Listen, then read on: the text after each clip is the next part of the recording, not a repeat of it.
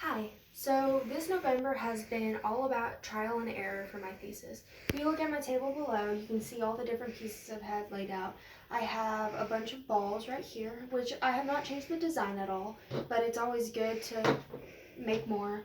I've got some housing units over here. I fixed a thread count on them right here, so the threads are a little bit more defined, but I've definitely been breaking them, as you can see.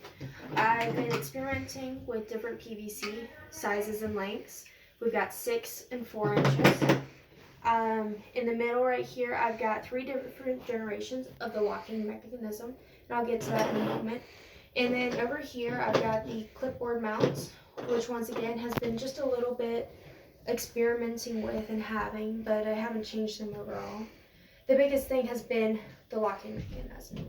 So we have Gen 1 right here, and this has the filleted sides as well as the giant length. So these are all different sizes.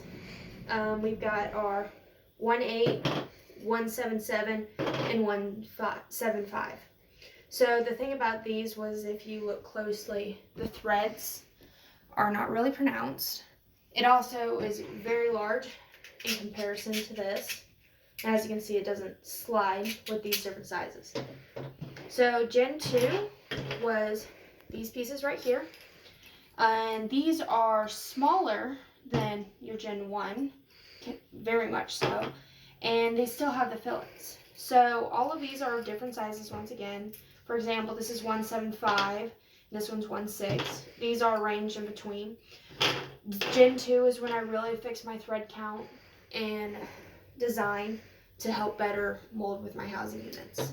The most recent generation I've had so far is Gen 3, which is the same size as the Gen 2, but it takes away the fillets on both ends, and it actually makes fur stronger.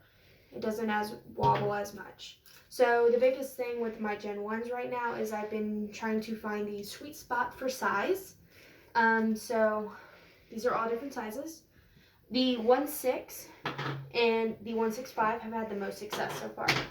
So the 1/6 will go on and tighten around my housing unit, but the problem is I can't get the balls in it.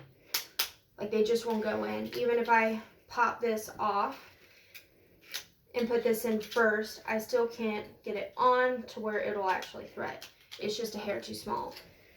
So that brought me to the 1/6/5, this piece right here. Now this piece fits on, still a little snug, but it fits on. But the problem with this piece is that when I put it on and I get everything together, I twist it.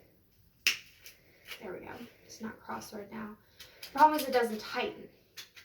So I have discovered that 1/6/5 will thread, but it won't tighten, and 1/6 will thread and tighten, but you can't get the actual ball.